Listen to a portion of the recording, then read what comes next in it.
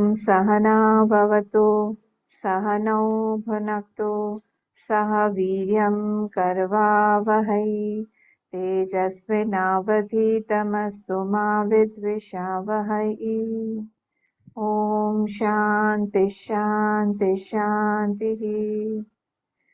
वक्रतुण्ड महाकाय सूर्यकोटिसमप्रभ निर्विघ्नं कुरु मे देव सर्वकार्येषु सर्वदा।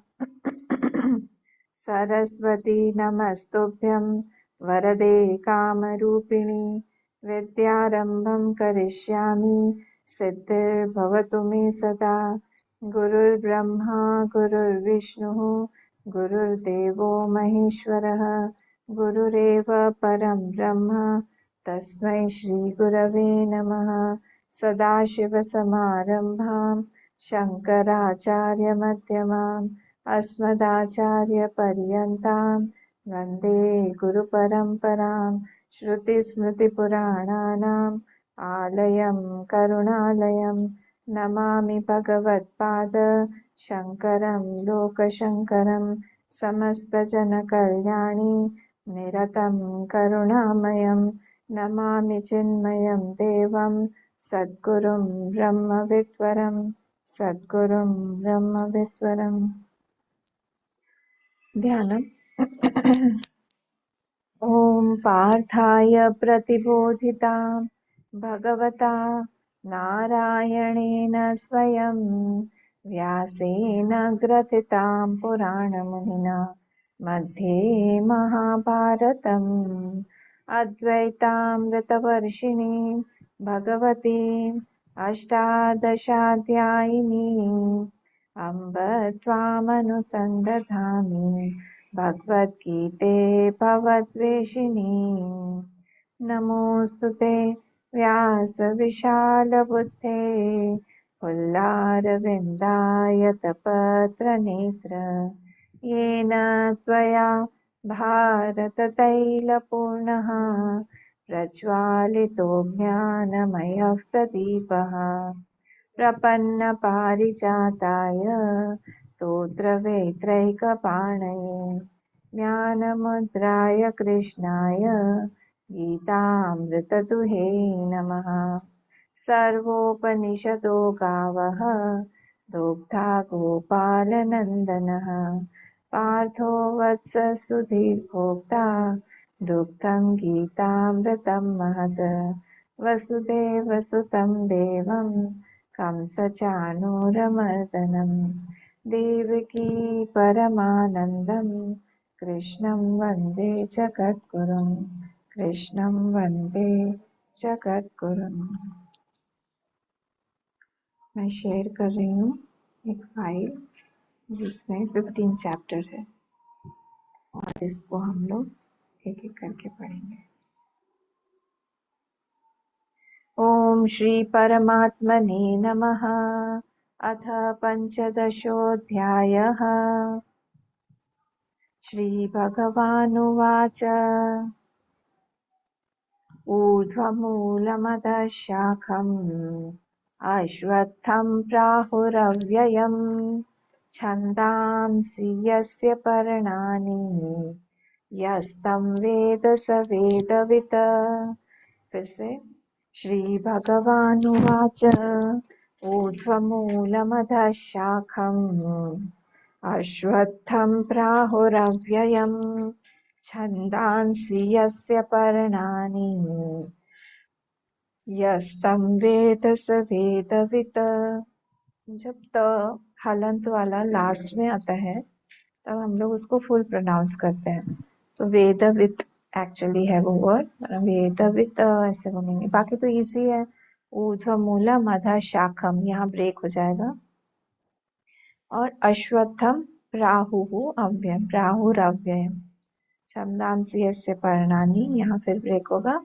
और यस्तम वेद स वेदवित्। कोई बोलेगा?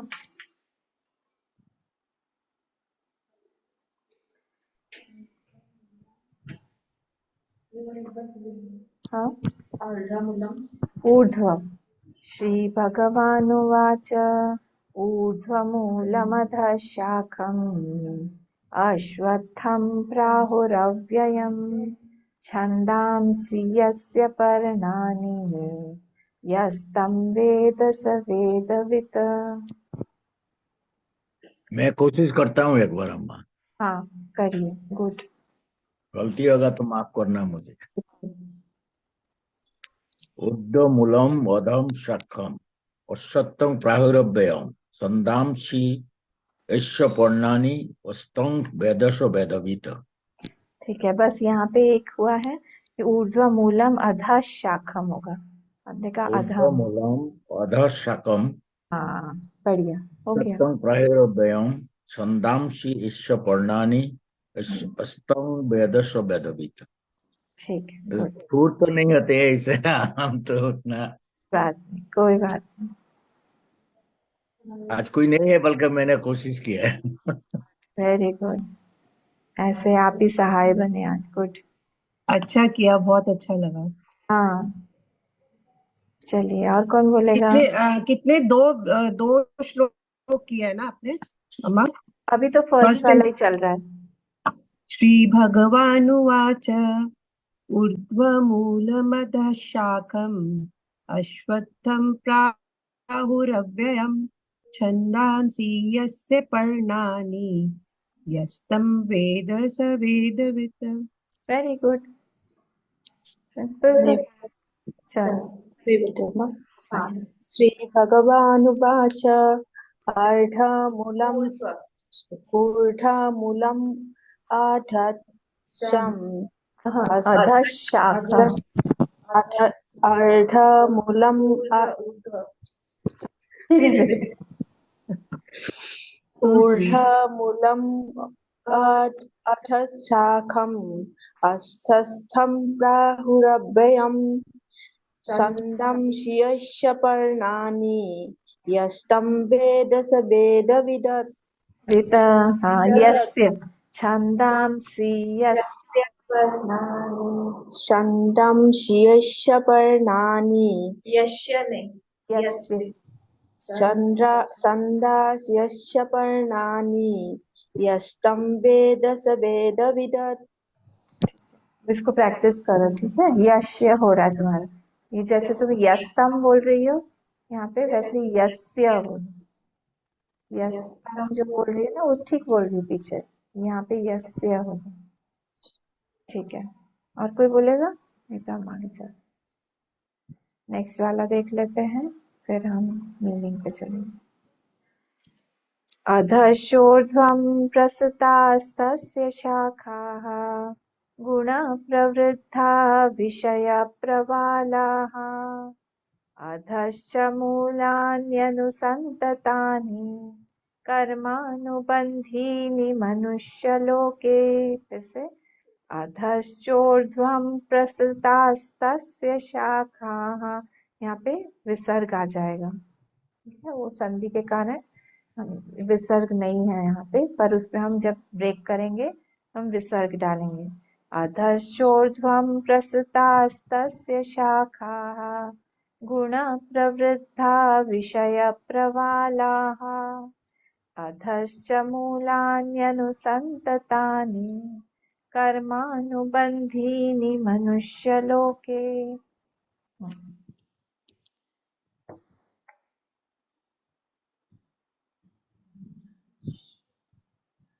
मैं बोलूं अम्मा? हाँ बोलिए। अधश्चोर्ध्वं प्रसितास्तस्य शाखा गुणप्रवृद्धा विषयप्रवालाः अधश्च मूलान्यनुसन्ततानि कर्मानुबन्धीनि मनुष्यलोके। ठीक है, बस यहाँ पे शाखा कर दीजिएगा, वहां ऐड अच्छा, कर दीजिए विसर्ग। ठीक है। और कोई? अधश्चोर्ध्वं प्रसृतास्तस्य शाखाः गुणप्रवृद्धा विषयप्रवालाः अधश्च मूलान्यनुसन्ततानि कर्मानुबन्धीनि मनुष्यलोके। कोई बोलेगा कि डिफिकल्ट लग रहा है? ठीक है, कोई बात नहीं, प्रैक्टिस करके आएगा। हम लोग अभी मीनिंग देख लेते हैं इसका। आज लगता है सबको वेदर यहाँ पे दाना पानी आ रहा है। ठीक है, तो हम लोग अभी एंटर कर रहे हैं 15 चैप्टर। 15 चैप्टर जब हम एंटर कर रहे हैं, कोई कोई आचार्यों ने इसको, जैसे मधुसूदन सरस्वती हुए, इन लोगों ने पूरे गीता को 4 भागों में बांटा हुआ है। ने कहा है जैसे तत्वमसि का शब्द महावाक्य है, तो तत्वमसि में तत्पद है, तत्पद, त्वमपद और असि पद, ऐसे 3 पदों से बना हुआ है ना।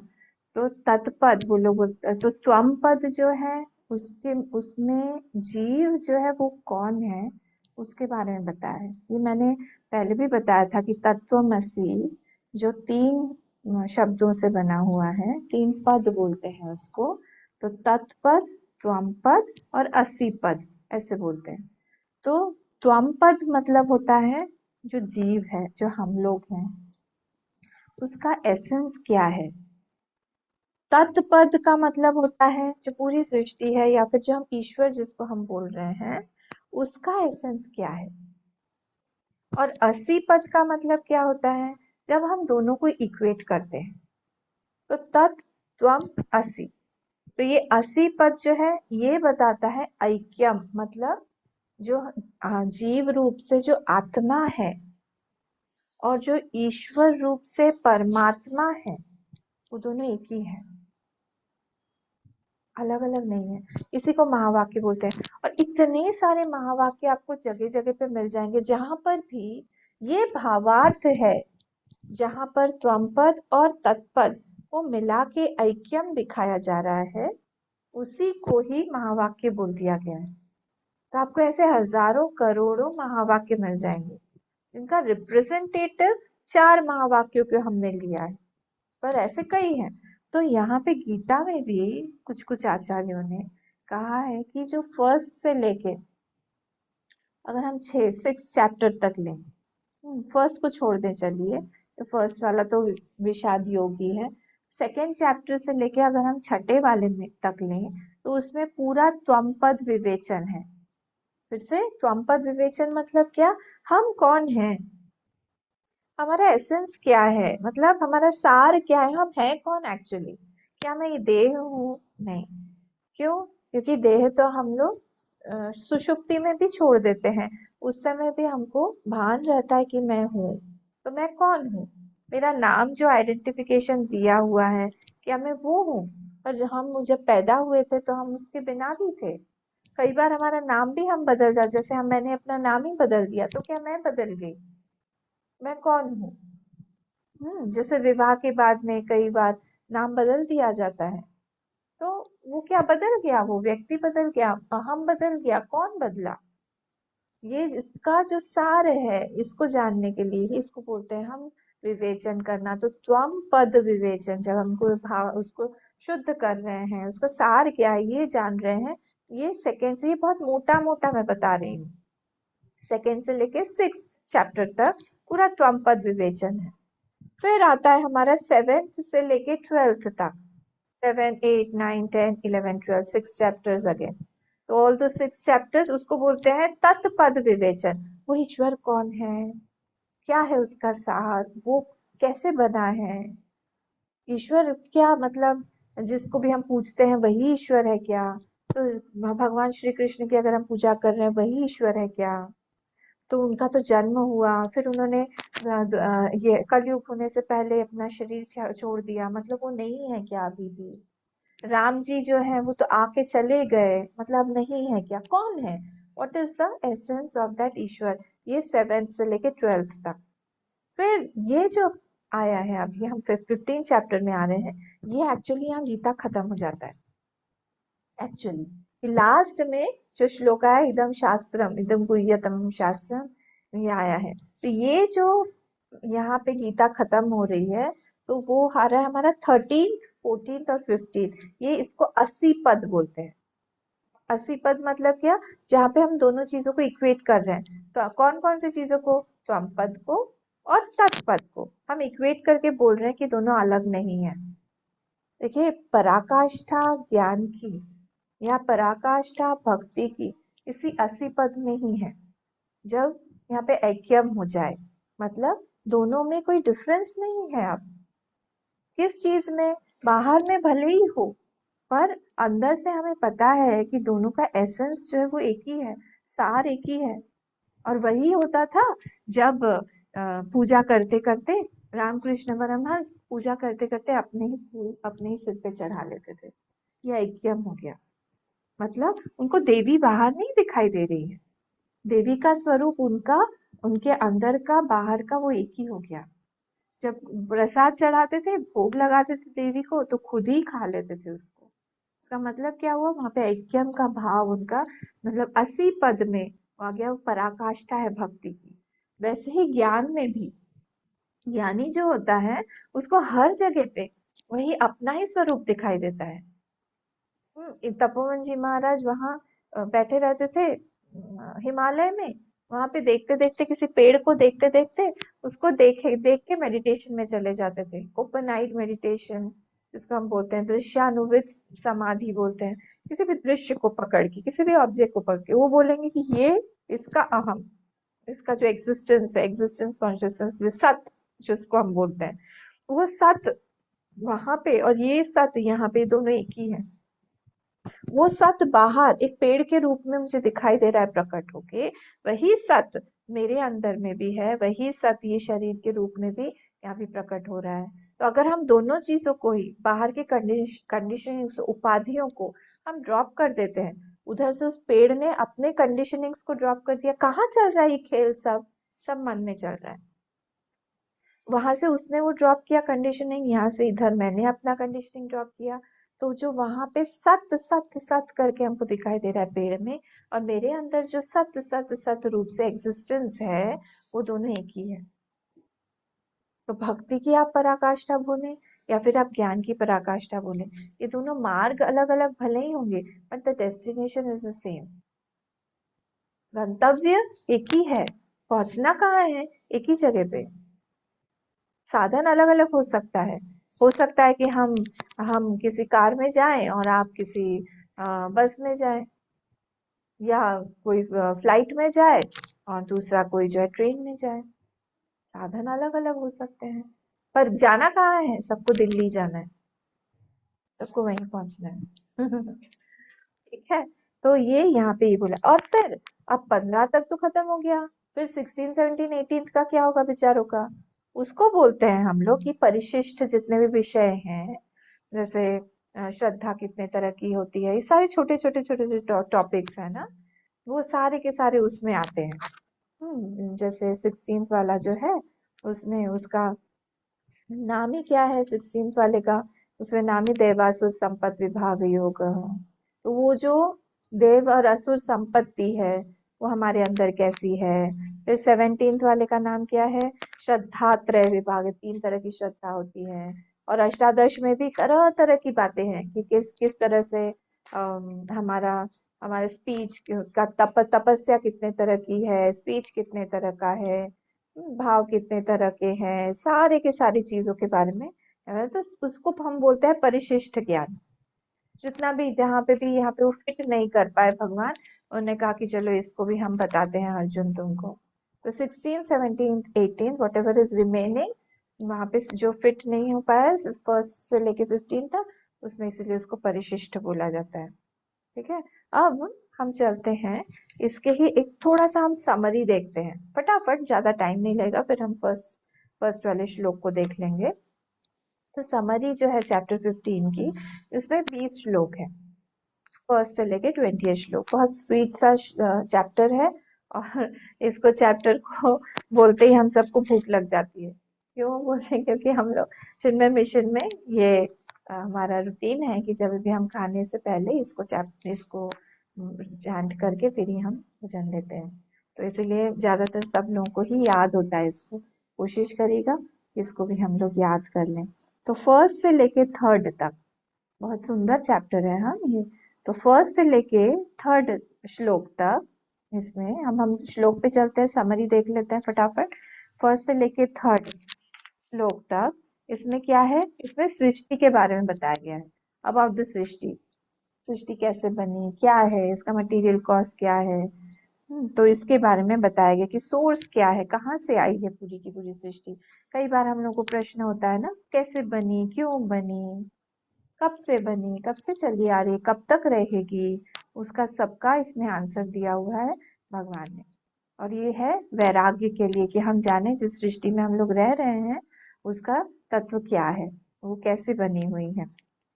तो इसमें भगवान ने कुछ कुछ पॉइंट्स मैं अभी बोल देती हूँ। इसमें कुछ कुछ पॉइंट्स ऐसे हैं कि भगवान नहीं चाहते हैं कि हम लोग सृष्टि को या फिर वर्ल्ड को पकड़ के रखें। ये पकड़ के रखने वाली चीज नहीं है। जैसे रेत को हम मुट्ठी में जितना भी पकड़ेंगे वो रेत हमारे हाथ से खिसकती जाएगी, वैसे ये संसार का भी नियम है। हम किसी भी चीज के पीछे भागे, यहाँ पे आप करके देखिएगा, जिस चीज के भी पीछे आप भागेंगे वो चीज आपसे दूर होने लगेगी। और जिस चीज को आप छोड़ेंगे वो चीज आपके पीछे लग जाएगी। आप चाय छोड़ के देखिए, सब लोग पूछेंगे चाय पीनी है, चाय पी बना, अरे आशा में है कि आप चाय नहीं पीते, पी के देखिए, अरे हमारे घर आइए हम आपको इतनी मस्त चाय बना के देंगे। कौन सी चाय पीनी है आपको, बोलिए लिकर टी पीनी है, रेड ब्लैक व्हाइट, कौन सी चाहिए आपको। सारे तरह वो होता है, व्हाइट टी लीव्स भी होता है, हम तो सुशील जी बैठे हुए हैं। तो बहुत दामी होता है, मैंने सुना वो सब। तो मैं तीनसुकिया जाती हूँ तो वहां पे उन लोगों का साधना चोखानी जी जो है, उनका टी का ही बिजनेस है, उनका टी गार्डन है। तो वहां पे लेके गए थे वो लोग दिखाने के लिए वो सारी चीजें। तो ऐसा ही, तो जो भी चीज आप छोड़ेंगे, यहाँ पे छोड़ के देखिए, कोई भी चीज छोड़ेंगे तो आपके पीछे लग जाएगी। रहिए हमारे साथ, आइए बैठिए लीजिए एंजॉय करिए। तो यहाँ पे छोड़ने का मतलब क्या है, छोड़ने का मतलब है यूज करिए और छोड़ दीजिए। संसार हम लोगों के साधना के लिए बना हुआ है कि हम इससे उस तक पहुंच सके, हमारा जो गंतव्य है वहां तक हम पहुंच सके। इसीलिए इस सृष्टि का निर्माण भगवान ने किया है कि हम जल्दी से जल्दी सारी चीजों को छोड़ दें। इसलिए कहीं पे भी सुख लेने जाएंगे, अगर आप एक भक्त हैं, अगर भगवान आपसे प्यार करते हैं, तो फिर आपको वहां से दुख मिलेगा। इसीलिए जो दुखी है, जो दुख, अगर दुख है हमारे जीवन में तो हमको खुश हो जाना चाहिए। क्यों? क्योंकि हम भगवान की प्लानिंग में हैं, भगवान के लिस्ट में हैं, वो खींच रहे हैं हमको। तो इसीलिए भगवान ने क्या बोला यहाँ पे, ये सब वैराग्य के लिए श्लोक है। देखिए आप इसको यूज करो, किस लिए, जानो इसका मिथ्यात्व, जानो, यूज करो, मुझ तक पहुंचो। हर एक एक्सपीरियंस यहाँ पे, एक्सपीरियंस जो है हर एक ऑब्जेक्ट एक्सपीरियंस देने के लिए है। कोई भी यहाँ पे वस्तु आप उठा लीजिए, वो कुछ ना कुछ आपको एक्सपीरियंस अंदर देने के लिए आया है। कोई भी परिस्थिति आपकी आई है, वो भी आपको कुछ एक्सपीरियंस, अनुभव देने के लिए आई है। जैसे ही आपको वो अनुभव हो जाएगा, वो परिस्थिति बदल जाएगी। वो परिस्थिति ज्यादा देर तक नहीं टिकेगी, नहीं रहेगी, नियम ही है। और मैच्योरिटी मतलब क्या है, मैच्योरिटी मतलब यही है कि मुझे यहाँ पे कुछ भी चीज अपने आनंद के लिए नहीं चाहिए। मेरे आनंद के लिए मेरा अपना स्व, मैं खुद ही इनफ हूँ। I don't want anything from outside to enjoy. बाहर से मुझे कुछ भी नहीं चाहिए। ये जितनी जल्दी हमको आ जाए उतनी जल्दी हम मेच्योर्ड कहलाएंगे, इवॉल्व्ड कहलाएंगे। हमको कोई बाहरी चीज पर हमारा आलंबन नहीं है, अपने आनंद के लिए। हम बेगर नहीं, गुरुदेव इसी को क्या बोलते थे, don't keep the keys of your happiness, keys to your happiness in others pocket. Same इसी चीज को बोलते। तो हम डिपेंडेंट नहीं है, जैसे ही हम डिपेंडेंट हो जाएंगे, I will be a slave. मुझे स्लेव वाली एटीट्यूड नहीं चाहिए। मैं अपने आनंद की चाबियां खुद अपने पास रखती हूँ कि मुझे जब भी आनंद चाहिए, अपने अंदर चले जाओ, अपने अंदर चले जाओ। जैसे शिव जी रहते हैं ना, शिव जी की बस 2 ही हॉबीज है, मस्त रहते हैं। एक तो है राम कथा और दूसरी है समाधि। शिव जी ऐसे ही है, मतलब 2 ही हॉबी है। कितनी बड़ी याद देखिए उनकी दिनचर्या होती है। या अगर कोई पूछता है, उनको प्रश्न पूछता है, वो राम कथा शुरू कर देते हैं, और अगर कोई भी नहीं है तो अपने समाधिस्थ हो गए। शांभवी मुद्रा बोलते हैं ना, शांभवी अर्धमीलित नेत्र होते हैं उनके। तो दृष्टि अंदर होती है, आदि बाहर होती है, और फिर अंदर अपने ही मस्त रमण कर रहे हैं अपने सिर में। अपने में ही रति, अपने में ही रमण, अपने में ही क्रीड़ा, ये हम लोगों को सीखना चाहिए। क्या? रमण, रति और क्रीड़ा, ये 3 अलग अलग शब्द हैं, शायद मुंडक में आए हुए हैं। तो ये तीनों जो ज्ञानी करता है या भक्त होता है, वो अपने साथ नहीं करता है, अपने ही अंदर रमण, अपने ही अंदर रति, अपने ही अंदर क्रीड़ा, सारी चीजें उसके अपने ही साथ होती हैं। ये बाहर की कितनी चीजें डिपेंडेबल हैं, ये वैराग्य के लिए ये पोर्शन। तो जब हम लोग को डिस्पैशन होगा, तब क्या होगा, वो चीज जो छूटने वाली है वो हम पहले से ही छूटी हुई देखेंगे। मस्त है ये। फिर से, जब हम लोग को वैराग्य रहेगा, किसी भी चीज से हम बहुत ज्यादा लिप्त नहीं है, हमारा मन बहुत ज्यादा खिंचता नहीं है उस तरफ, तब हम क्या देखेंगे, वो चीज होते हुए भी वो चीज नहीं है। इसको आप ऐसे भी कह सकते हैं कि पहले हम लोग इस ज्ञान को आत्मसात कर लें, ये जो चीज नहीं है बाद में नहीं रहेगी, वो अभी भी नहीं है, उससे भी डिस्पैशन आएगा, वाइस वर्सा। तो अगर आपके पास में ऑलरेडी वैराग्य है, वैराग्य मतलब क्या, हमको बहुत ज्यादा, I am not dependent on any other thing outside thing for my happiness, for my Joy, मैं डिपेंडेंट नहीं हूँ किसी भी चीज पर। तब क्या होगा, वो चीज रहे ना रहे, हमारे आनंद की स्थिति में कमी नहीं आएगी। हम मस्त है अपने में, खुश है हम अपने में, हमें बहुत अच्छा लग रहा है अपने साथ ही। हम अपनी कंपनी कितनी एंजॉय करते हैं। साधक जो है वो हमेशा कोशिश करता है कि वो अपनी कंपनी एंजॉय करे, अपने साथ रहे। और जो संसारी होता है वो बार बार बाहर जाने की कोशिश करता है, वो बाहर जाएगा। ये जो पूजा आता है ना, पूजा के टाइम पे, मुझे बचपन से ही ये प्रश्न रहा है, पूजा के समय में लोग इतना बाहर जाते हैं, घूमने जाएंगे, फिरने जाएंगे, तरह तरह की के कपड़े पहनेंगे, इतना बड़ा बड़ा सब पूरा मेकअप करेंगे, कपड़ा लेंगे, सब बाहर घूमने जाने। एक्चुअली वो पूजा का टाइम तो अपने साथ बिताने का है ना।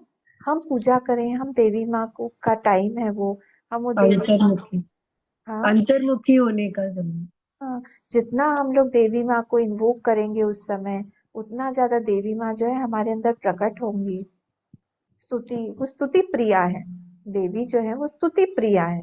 जैसे शिव जी जो है वो अभिषेक प्रिय है, विष्णु भगवान जो है वो श्रृंगार प्रिय है, वैसे ये देवी माँ जो है वो स्तुति प्रिय है, और गणेश जी हमारे वो भोग प्रिय है।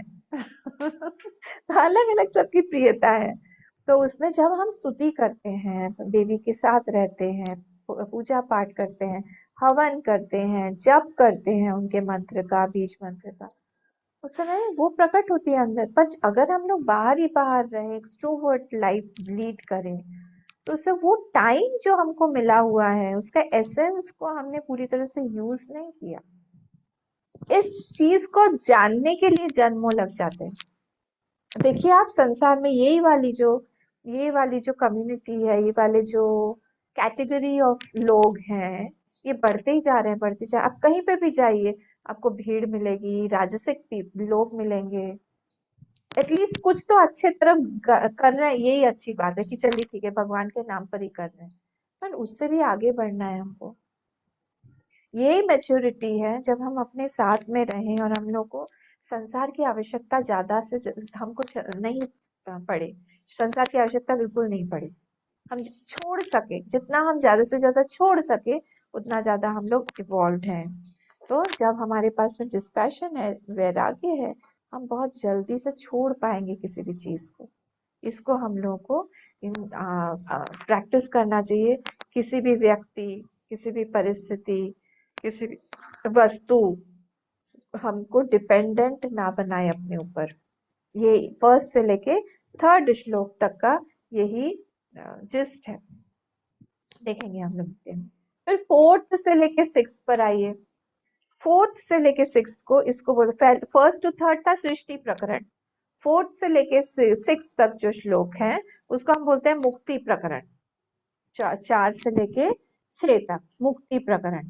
ये मुक्ति प्रकरण क्या है? वही ततः पदम तत्परिमार्गितव्यम यस्मिन् गता न निवर्तन्ति भूया। एक बार जाएंगे तो फिर वहां से वापस आए, no return, path of no return, मुक्ति के लिए बताया गया है। ये सब कहाँ तक है? न तद्भासयते सूर्य, ये पूरा 6 तक। फिर 7th से लेके 11th तक ये अनावृत्ति और जीव के बारे में है। अनावृत्ति प्रकरण इसको बोलते हैं। अनावृत्ति प्रकरण कि किस तरह से वो अगर मुक्त हो जाता है तो उसको फिर से जन्म नहीं लेना पड़ता, वो आगे फिर से जन्म मृत्यु के चक्र में नहीं पड़ता है। मतलब क्या? वो मेरा अपना ही नेचर है। हम मुक्ति को क्या हम पा सकते हैं क्या? नहीं। मुक्ति, इसलिए इंग्लिश वाला जो वर्ड है ना, वो मुझे बहुत अच्छा लगता है कि रियलाइज करते हैं, रियलाइजेशन, सेल्फ रियलाइजेशन। उसको हम ये नहीं बोलते हैं कि हमने कुछ प्राप्त किया, ये नहीं बोलते हैं। हमने बोला रियलाइज कर लिया हमने क्या, कि हम ही है, हम मुक्त हैं। जो आत्मा है उसको हमको प्राप्त नहीं करना है, मुझे कुछ मिलना नहीं है, अटेन नहीं करना है। It is not self attainment, वो है रियलाइजेशन, सेल्फ रियलाइजेशन। तो किसको? हम खुद को ही रियलाइज करते हैं कि वो स्थिति वो मेरे अंदर अभी भी है, बट अभी परिस्थिति ऐसी है that I don't know my self, that I am already मुक्त। तो अगर हमको पता चलेगा कि हमारी जो परिस्थिति है, हमारी जो स्थिति है, हमारी जो आत्मा है वो कहीं और नहीं है, हमारे ही अंदर है, हमको पता नहीं है, ये चीज जो है यहाँ पे बोली है 7 to लेके 11 तक, that it is my own nature. मुक्ति क्या है? वो मेरा खुद का ही नेचर है। ठीक है। फिर 12th से लेके 15th तक ये यहाँ पे इसको बोलते हैं विभूति प्रकरण। क्या बोलते हैं इसको? विभूति प्रकरण। कि कैसे पूरा का पूरा मैनिफेस्ट, पूरा का पूरा जो संसार है, पूरी सृष्टि है, वो मेरी ही विभूति है, भगवान बता रहे हैं 12th से लेके 15th तक। यदादित्यगतम तेज जगत भासयते खिलम, वहां से लेके पूरा 15th तक। सर्वस्य चाहम हृदि सन्निविष्ट है इस श्लोक वाले।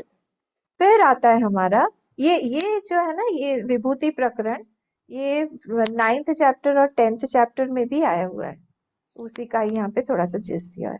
फिर 16th से लेके 19th श्लोक तक ये कौन सा है? ये ईश्वर प्रकरण, जिसमें भगवान ने बोला है कि मैं ही वो पुरुषोत्तम हूँ, उत्तम पुरुष, वो मैं ही हूँ पुरुषोत्तम। पुरुषों में उत्तम कौन है? मैं ही हूँ। वो उनके बारे में बताया हुआ है कि मैं सब चीजों का अधिष्ठान हूँ, सबस्ट्रेटम ऑफ एवरीथिंग। मेरे ही ऊपर सारी चीजें दिखाई दे रही। जैसे गोल्ड बोलेगा कि सारे के सारे ऑर्नामेंट्स मेरे ही ऊपर दिखाई दे रहे हैं, आभूषण। जैसे पानी बोलेगा कि मेरे ही ऊपर सारी की सारी लहरें दिखाई दे रही हैं।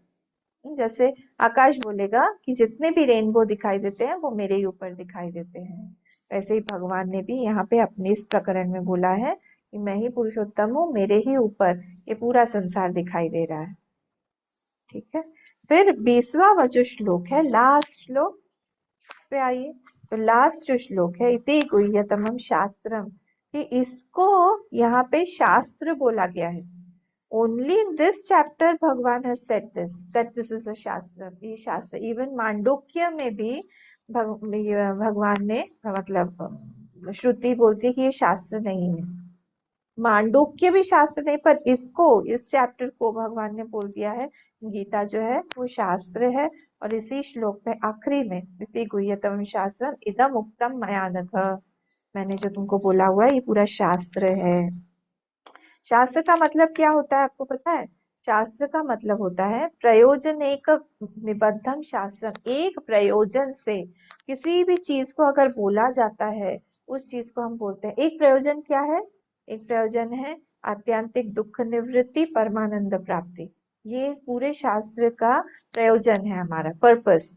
तो प्रयोजन हमारा क्या? एक प्रयोजन एक उपनिबद्धम शास्त्रम, एक प्रयोजन से जो पूरा बंधा हुआ है, बाउंड है, जो टेक्स्ट, उसको हम बोलते हैं शास्त्र। और यहाँ पे गीता भी जो है वो भी इसी एक ही हमारे प्रयोजन से बंधी हुई है कि हमारा आत्यंतिक दुख निवृत्ति हो, अंदर से एक भी दुख हमारा ना रहे, और आनंद की प्राप्ति कौन सी हो? तो पूरे के पूरे पूरा आनंद हमको चाहिए। कब चाहिए हमको आनंद? नहीं, बहुत बहुत अजीब सी बात है, but it is a fact. बोले क्या? हमको कब कब आनंद चाहिए? हमको ऐसा हो सकता है क्या कि हमें सुबह आनंद मिले और शाम को आनंद नहीं हो तो चलेगा? हमको मंडे ट्यूसडे आनंद हो और बाकी का वीक जो है आनंद नहीं हो तो चलेगा? ऐसा होने से होगा क्या? नहीं, हमको तो हमेशा आनंद चाहिए। फिर ये टाइम हो गया। फिर अगर ऐसा मैं बोलूं कि सिर्फ आपको गुवाहाटी आने पर ही आनंद मिलेगा और बाकी आप कहीं पे भी चले जाओ आपको आनंद नहीं मिलेगा। बोले नहीं, हम जहाँ पे भी जाएं वहां पे हमको आनंद चाहिए। ये प्लेस हो गया। अब हमको सिर्फ हम जो है उस व्यक्ति के साथ में, सपोज हमारे स्पाउस के साथ में हम बैठे तो हमको आनंद चाहिए। बाकी अगर कोई और बैठे, हमारे बच्चे रहे या फ्रेंड्स रहे या हम कहीं काम पे हैं कुछ कर रहे हैं तो हमको आनंद नहीं चाहिए। ऐसा है क्या? बोले नहीं ऐसा नहीं है, हमको आनंद हर व्यक्ति से चाहिए। पर ऐसा बोले सबके साथ आनंद चाहिए पर उस व्यक्ति के साथ नहीं, नहीं हमको उस व्यक्ति के साथ भी चाहिए। हमको हर व्यक्ति के साथ में आनंद चाहिए।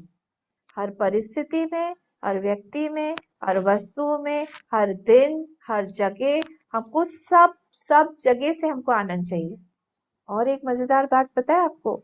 आपको बहुत कुछ करके आनंद चाहिए या बिना कुछ किए आनंद चाहिए? बताइए। बहुत करने के बाद आपको आनंद चाहिए कि आपको बिना कुछ किए पड़े हुए हैं हम आराम से, वो वाला आनंद चाहिए?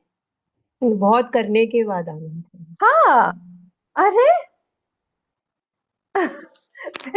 फिर आपको संडे को अच्छा नहीं लगता होगा जब कुछ नहीं करना पड़ता?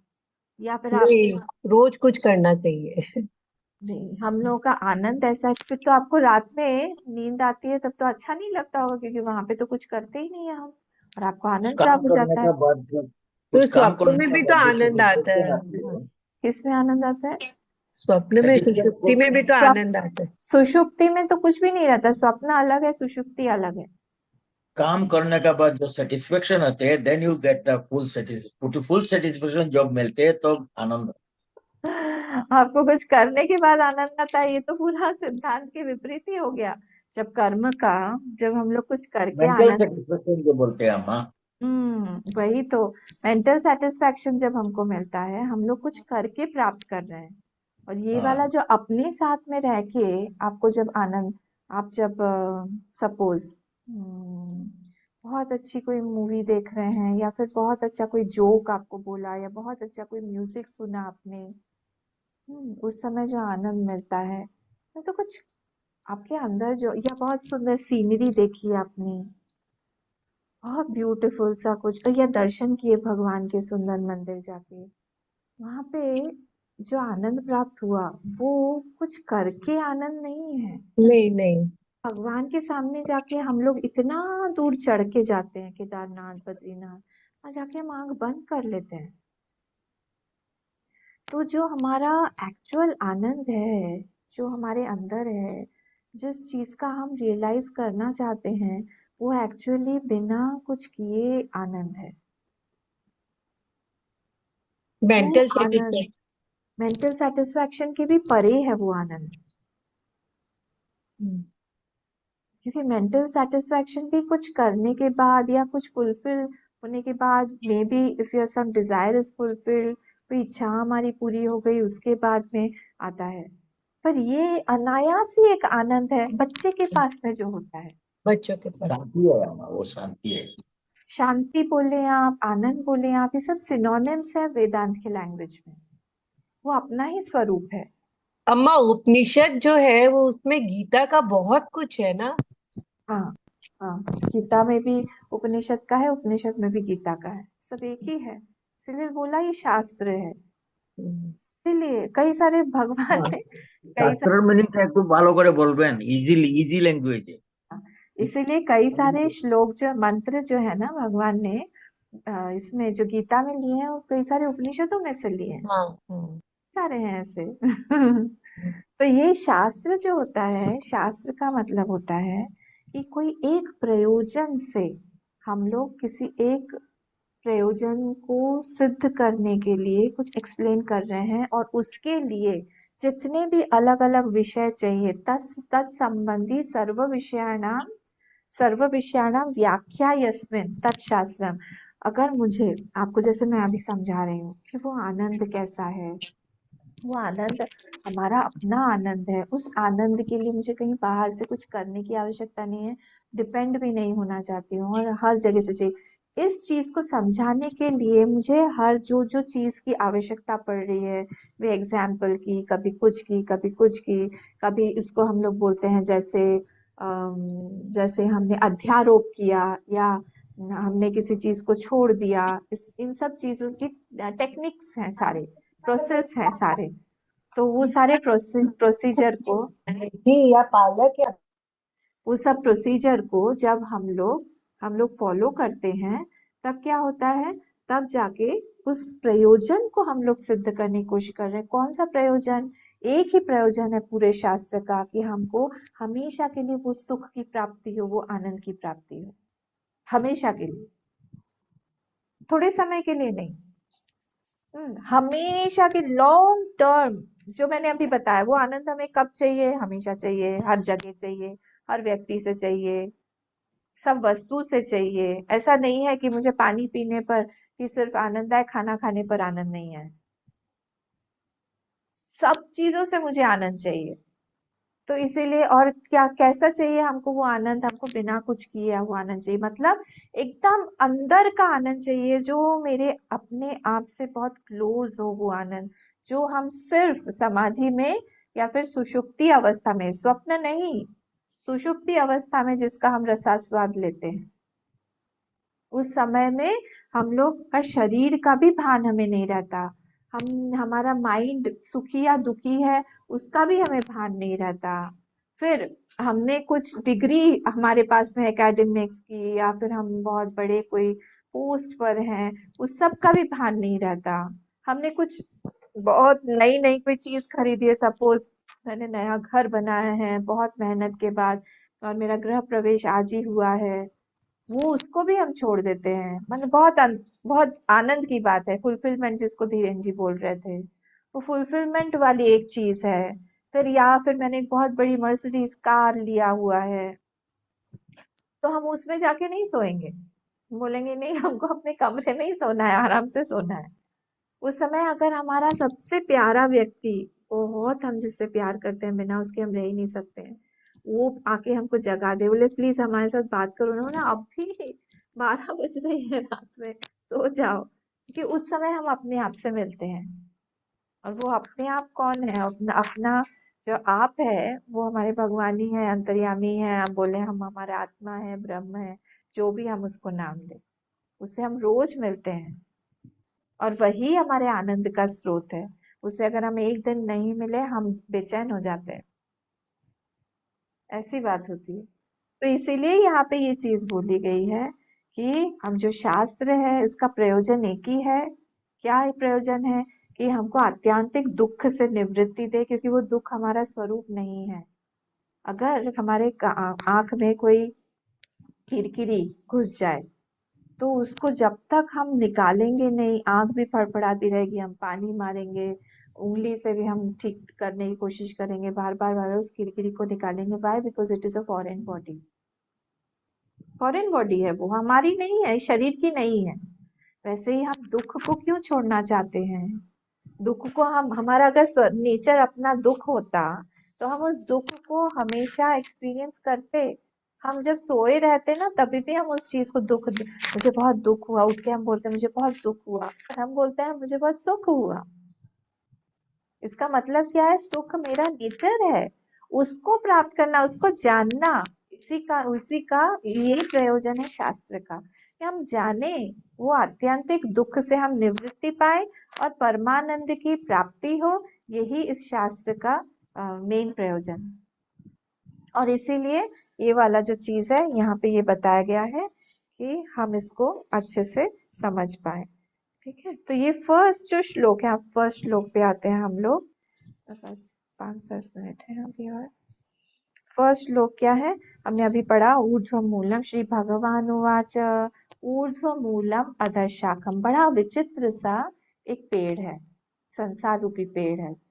ये संसार रूपी पेड़ के बारे में बताया गया है। यहाँ पे क्या बोला गया है, ऊर्ध्व, जिसकी ऊर्ध्व मूल, ऊपर की तरफ मूल है। वैसे जनरली जब पेड़ हम देखते हैं तब उसका मूल तो नीचे होता है, रूट्स नीचे होती हैं, पर ये जो संसार रूपी पेड़ अजीब पेड़ है। कैसा पेड़ है, जिसका मूल ऊपर है।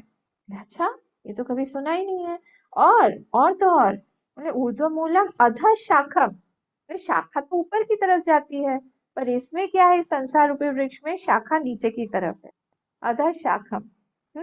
और इस पेड़ का नाम क्या है, कौन सा पेड़ है, बोले अश्वत्थ का पेड़ है, पीपल का पेड़ है। ठीक है, अश्वत्थ का मतलब होता है, दो मतलब है अश्वत्थ के। अश्वत्थ का एक मतलब होता है न श्वः इति, मतलब जो कल नहीं रहेगा। और दूसरा एक मतलब होता है अश्व जो होता है ना, घोड़ा होता है अश्व का मतलब। और अश्वत्थ मतलब जिसके नीचे रहता है, तो घना पेड़ होता है अश्वत्थ का। तो जिस पेड़ के नीचे घोड़े को आराम से बांध के उसके छाया में रख दे, उसका नाम भी अश्वत्थ है। तो अश्वत्थ मतलब जो कल नहीं रहेगा, इसको भी अश्वत्थ, अश्वत्थ मतलब जो कल नहीं रहेगा, श्व मतलब होता है कल संस्कृत में, तो जो कल नहीं रहेगा उसको बोला गया है। तो अब ये जो पेड़ है, ये कैसा पेड़ है, मतलब ये ऐसा पेड़ है अश्वत्थ का जिसमें प्राहु अव्ययम, बोले ये अव्यय पेड़ है। अव्यय मतलब क्या, अव्यय मतलब जिसका नाश नहीं होता, जो कंटिन्यूअसली है, नित्य है। मतलब नित्य कैसे, अभी तो आपने बोला जो कल नहीं रहेगा। नित्य संसार जन्म मृत्यु शरीर इत्यादि प्राप्त होने के रूप से नित्य प्रवाही है। अव्यय दो तरह के होते हैं, एक कैसा है, एक जिसको बोलते हैं हम प्रवाही नित्यम। प्रवाही नित्यम मतलब क्या, जैसे नदी कंटिन्यूअसली बह रही है। अब गंगा जी कब से बह रही है, जब हम लोग उत्तरकाशी के आश्रम में जाते हैं तो वहां पे सुबह बहुत आवाज आती थी गंगा जी की, हर हर हर हर हर हर हर हर बह रही। अरे कंटिन्यूस इतना पानी कहाँ से आता है, समझ में नहीं आता। जब देखो बाहर आओ तभी बह रही है। लगता है कल सुबह भी ऐसे ही रहेगा क्या, हमको आदत नहीं। सुबह देखते हैं अभी भी ऐसे ही बह रही है। इतना पानी इतना पानी इतना पानी, हर हर हर। वैसे प्रवाही नित्यम, नित्य है ये पूरा का पूरा संसार। कैसा, जन्म रूप शरीर, शरीर इत्यादि ये सब मिलता रहेगा, योनियां मिलती रहेंगी, उस हिसाब से बोला गया ये अव्ययम है, नित्य प्रवाही के रूप से। ठीक है, तो प्राहु अव्ययम। अब दूसरा क्या है, छंदांसी यस्य पर्णानि। अच्छा, पेड़ हो और उसमें पर्ण नहीं हो, लीव्स नहीं हो, तो कोई कैसा पेड़ होगा, फिर तो कोई ब्यूटी ही नहीं है उस पेड़ में। बोले नहीं, इस पेड़ में पत्ते हैं, बहुत सुंदर सुंदर पत्ते हैं, घना पेड़ है और पेड़ में बहुत सारे पत्ते हैं। वो पत्ते कौन से, छंदांसी। छंदांसी मतलब वेद जिसके पत्ते हैं, वेद ब्यूटीफाई करते हैं ना। अब वेद जो है, अब अगर हम लोग बोलें कि वेद में ही सारा का सारा धर्म, आचार विचार, कैसे रहना है, क्या करना है, कैसे किसके साथ में बिहेव करना है, हमारे सारे रूल्स एंड रेगुलेशंस कौन देता है, वेद। वेदों में ही बंधा हुआ है, तो इसलिए वो ब्यूटीफाई करती है हमारी लाइफ को। देखिए वेद जो है ना, ये पुस्तक नहीं है, वेद पुस्तक नहीं है। अच्छा, मैं आपको एक बहुत इंटरेस्टिंग चीज बताती हूँ। 4 चीजें हैं। मैं क्या बताने वाली हूँ आपको, जो धर्म है, एक होता है धर्म, एक होता है संप्रदाय, इन दोनों में डिफरेंस बताने वाली। तो आप मुझे बाद में बताइएगा कि कौन सा धर्म है कौन सा संप्रदाय। जो संप्रदाय होता है उसमें डेट ऑफ बिगिनिंग है, कब शुरुआत हुआ उसका, फर्स्ट पॉइंट, शुरू कब हुआ उसका डेट फिक्स्ड है। दूसरा है उसका कोई एक फाउंडर होगा, कोई किसी ने शुरू किया। थर्ड होगा उसका एक बुक होगा। चौथा होगा कोई कोड ऑफ कंडक्ट उनके होंगे, कोई भी कोड ऑफ कंडक्ट होंगे उनके, ये तुमको करना पड़ेगा। इसको हम लोग बोलते हैं, ये धर्म नहीं है, ये संप्रदाय है। हमारे धर्म की डेफिनेशन ही क्लियर नहीं है। आप बताइएगा। फर्स्ट वाला क्या था? फर्स्ट वाला था कि इट स्टार्टेड, शुरू हुआ। सेकंड क्या था? इसका बुक सेकंड क्या था? संप्रदाय होगा। नहीं, इसका कोई एक फाउंडर नाम होगा, किसी कोई व्यक्ति का। फर्स्ट वाला पॉइंट था स्टार्टिंग का टाइम होगा, डेट होगा। सेकंड था कि एक व्यक्ति का नाम कोई होगा, कोई महापुरुष होगा इसका बुक होगा। होगा। और fourth code of code conduct. Of conduct होगा। ये संप्रदाय के 4 पॉइंट्स हैं। जहां कहीं पे भी ये 4 पॉइंट्स लागू होते हैं उसको हम लोग बोलेंगे संप्रदाय। जिसमें ये नहीं होते हैं उसको हम बोलते हैं धर्म। ठीक है। अब आप मुझे सारे के सारे अब्राहमिक जितने भी रिलीजन हैं, जिसको हम रिलीजन बोलते हैं but it is not a religion, it's a cult, जिसको हम संप्रदाय बोलते हैं, कम्युनिटी है एक। तो आप अब देखिए, जो भी ज़ोरोस्ट्रियनिज्म है उनका भी है, ज़ोरोस्टर करके है, तो एक टाइम है। फिर उनका भी एक बुक है, ज़ेनिवेस्टा एक बुक है। उन लोगों का भी कोड ऑफ कंडक्ट है कि वो लोग फायर को पूजते हैं। अब आप क्रिश्चियनिटी को देखिए, स्टार्टिंग टाइम है उसका भी, ज़ोरोस्ट्रियनिज्म का भी टाइम है, इसका भी, क्रिश्चियनिटी का भी एक टाइम है, स्टार्ट हुआ। हाँ, किसने स्टार्ट किया? उनका नाम ले लेते हैं। उनका भी बुक है। क्या बुक है? बाइबल है। बाइबल। उनका 10 कमांडमेंट्स कोड ऑफ कंडक्ट है, और भी बहुत सारे कुछ है। ठीक है। तो ये भी एक कल्ट हुआ, कम्युनिटी हुई। दिस इज नॉट अ धर्म। मुस्लिम्स को देखिए, वो भी स्टार्ट हुआ। किसने स्टार्ट किया? मोहम्मद ने स्टार्ट किया, पैगंबर मोहम्मद। हाँ, उसका वो बुक है कुरान बुक है। उसका भी कोड ऑफ कंडक्ट है, बहुत सारे कोड ऑफ कंडक्ट्स हैं। बुरखा है, वाइव्स रख सकते हैं वो लोग, और नमाज पढ़ना पड़ेगा इतने बार, और मक्का मदीना जाना पड़ेगा, सारे कोड ऑफ कंडक्ट्स हैं उनके। ठीक है। तो वो भी संप्रदाय में आया, कम्युनिटी में आया, इट्स नॉट अ रिलीजन। अब सिख को देख लीजिए, सिखों को, उनका भी स्टार्टिंग हुआ, has got a starting point. गुरु गोविंद सिंह जी जो हैं, उन्होंने स्टार्ट किया। उनकी भी बुक है, गुरु नानक देव जी ने जो, मतलब सारे संतों की बनाई हुई एक बुक है, क्या बोलते हैं उसको? गुरु ग्रंथ साहिब। ग्रंथ साहिब बुक है। फिर उनके जो 5 क हैं, कृपाण, कड़ा, कृपान, केश, कच्छा, और एक और 5, एक और 5th का भी है, तो 5 का, वो सारे उनके कोड ऑफ कंडक्ट में आ गए। तो ये भी, सिखिज्म भी एक कम्युनिटी है, इट्स नॉट अ रिलीजन। फिर अगर हम जैनिज्म को देखें, जैन में भी है, महावीर जैन स्टार्ट हुआ, महावीर जैन है, उनका भी बुक है। फिर उनका भी जो कोड ऑफ कंडक्ट है, तपस्या करनी पड़ेगी, ये सारी चीजें। चिन्मय मिशन स्टार्ट हुआ। ये भी कम्युनिटी का संप्रदाय है ना, कम्युनिटी है। कोई भी, आप आरएसएस को देख लीजिए, ये चिन्मय मिशन को, विवेकानंद केंद्र को, आप रामकृष्ण मिशन को, सारे के सारे जो भी ऐसा स्टार्टिंग है, कोई एक महापुरुष है, बुक है, और हम कोड ऑफ कंडक्ट फॉलो करते हैं। ऐसा ऐसा है, हम एक दूसरे को क्या कैसे ग्रीट करते हैं? हरिओम बोल के, हरिओम। डिसिप्लिन में रहते हैं, सारे कोड ऑफ कंडक्ट्स हैं हमारे भी। हमारा भी मोटो है। ये सारा का सारा क्या है? ये संप्रदाय में है, it is not a religion. अब हम लोग हमारे सनातन धर्म पे आए, कब स्टार्ट हुआ? पता नहीं। किसने स्टार्ट किया? पता नहीं। हमारी बुक कौन सी है? Veda is not a book. Book, Veda manifest होता है, अनमैनिफेस्ट होता है, वो किसी को लिखा हुआ नहीं। ठीक है। कोड ऑफ कंडक्ट क्या है? बिकॉज वी आर बोर्न अ हिंदू, हमको कुछ करना ही नहीं पड़ता। हम एक हिंदू फैमिली में बॉर्न हो गए तो हो गए। तो धर्म बोलने पर सिर्फ एक ही धर्म है पूरी पृथ्वी पर, है सनातन धर्म। सनातन धर्म। बाकी सारे के सारे जो रिलीजन जिसको हम सो कॉल्ड बोलते हैं, वो सारा का सारा तो संप्रदाय में या कल्ट में आता है जी। तो हम लोगों ने उसको रिलीजन बना दिया है बोल बोल, वो तो रिलीजन है ही नहीं। तो इसीलिए इसको बोला अव्यय। ये नित्य प्रवाही जो है, ये नित्य है, संसार है, पूरा का पूरा जन्म जो हो रहा है, यहाँ पे शरीर मिल रहे हैं, सब कुछ हो रहा है, आ रहा है, जा रहा है।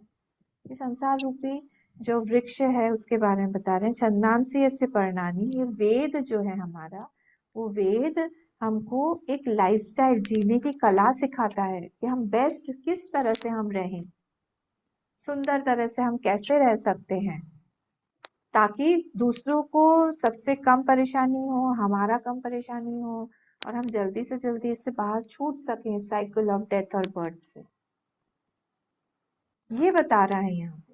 तो छंदांसि यस्य पर्णानि यस्तम वेद स वेदवित्, जो इस चीज को, इसको जानता है, किसको जानता है, इसके मूल को जानता है, वही सब चीजों को जानता है, क्योंकि मूल जो है वही रियल है, बाकी का सारा जो भी अश्वत्थ का पेड़ है वो रियल नहीं है, वो सिर्फ दिखाई दे रहा है, वो है नहीं एक्चुअली, वो सिर्फ दिखाई दे रहा है, मिथ्या रूप से वो भाषित हो रहा है, वो है नहीं, हमको लग रहा है वो है। तो 3-4 पॉइंट्स यहाँ पे हैं कि मैंने अभी सिर्फ आपको वर्ड टू वर्ड मीनिंग बताया, इसमें हम डीप जाएंगे। तो पूरी सृष्टि जो आई है, जब बोला गया है कि पेड़ उल्टा है, तो जो मूलम है उसको हमको जानना पड़ेगा कि मूलम का प्रकृति नेचर क्या है।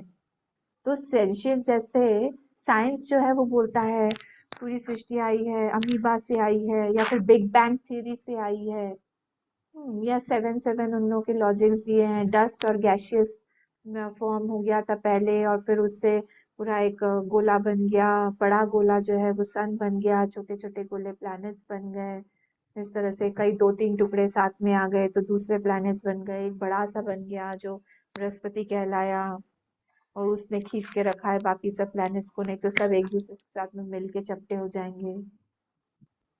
ये सारे इंसेंशियंट से कुछ सेंशियंट चीज आ सकती है क्या? तो नहीं हो सकता है कि कोई चेतन अच्छे जड़ से कोई चेतन वस्तु आ रही है, तो देखा नहीं गया है। तो इसीलिए वो जो मूलम है उसको चेतन होना पड़ेगा, जहां से पूरी सृष्टि आई है, क्योंकि यहाँ पे सारी चीजों में हमने देखा है परफेक्शन, हमने देखा है इंटेलिजेंस पूरी सृष्टि में।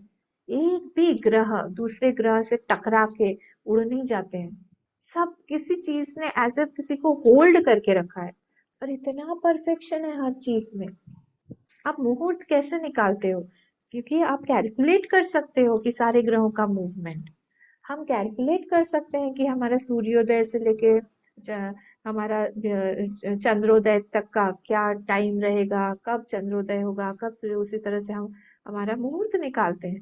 तो इतना सिस्टमैटिक है सब कुछ, हमको पता है, हम 100 इयर्स के बाद का भी कैलेंडर बना सकते हैं, बना हुआ ही होगा कहीं ना कहीं। तो इतना प्रिसिशन है जब चीजों में, सृष्टि में। इसका मतलब क्या है? इसका मतलब है जो करता है, क्रिएटर है इस सृष्टि का, एक तो वो चेतन होना पड़ेगा और वो इंटेलिजेंट होना पड़ेगा। इंटेलिजेंस एक जड़ में तो नहीं हो सकता ना, हम बोले पत्थर जो है वो बहुत इंटेलिजेंट है, हाँ, ऐसा तो नहीं हो सकता। तो जो सेंशियंट होगा वही इंटेलिजेंट होगा। तो अगर इंटेलिजेंस दिखाई दे रहा है वहां से, तो फिर इसका मतलब है जहां से पूरी सृष्टि आई है, that has to be very very intelligent. तो मतलब वो मूल को हम लोग को जानना है। तो फर्स्ट पॉइंट क्या है कि जो सृष्टि आई है वो चेतन से आई हुई है, ऐसे ही नहीं है, जड़ से सृष्टि नहीं आई है। तो चेतन पूर्विका यम सृष्टि, पूरी सृष्टि जो है चेतन से ही आई हुई है। और वो चेतन कैसा है? वो सर्वगत है, सर्वव्यापी है, और वो नित्य है। सर्वगत, सर्वव्यापी और नित्य है। वो सर्वगत, सब चीजों में से जा रहा है, सब चीजों का एफिशिएंट कॉज वही है, सब चीजों का मटेरियल कॉज भी वही है, और वो नित्य है, हमेशा है। इस तरह से वही सारी चीजों के रूप में हमको दिखाई दे रहा है। और क्या है? वो चेतन जो है वो अपने आप नहीं काम करता है, वो माया के साथ में है, और माया से ही पूरी सृष्टि बनी हुई है। तो जब माया से पूरी सृष्टि बनी हुई है, पूरी सृष्टि माइक है, मतलब मिथ्या है, उसमें अगर कोई अंश है, रियल फैक्टर है, तो वो चेतन ही है हर चीज में पीछे। तो चेतन प्लस माया, ये हर चीज में आपको दिखती रहेगी। हमारा ध्यान माया पे जाता है, हमारा ध्यान चेतन पे नहीं जाता। कल इसको और देखेंगे थोड़ा सा, पर अभी मैंने आपको सिर्फ फर्स्ट वाले श्लोक का जस्ट बताया है और बहुत ब्यूटीफुल है ये चैप्टर। कोशिश करिएगा कि इसको हम पूरा कर पाए। भगवान से प्रार्थना करते हैं कि इसको पूरा करवाएं। ठीक है, और यहाँ पे हम आज विराम देते हैं, कल देखेंगे। ओम पूर्णमदः पूर्णमिदं पूर्णात् पूर्णमुदच्यते पूर्णस्य पूर्णमादाय पूर्णमेवावशिष्यते। ओम शांति शांति शांतिः। हरिः ओम। श्री गुरुभ्यो नमः। हरिः ओम।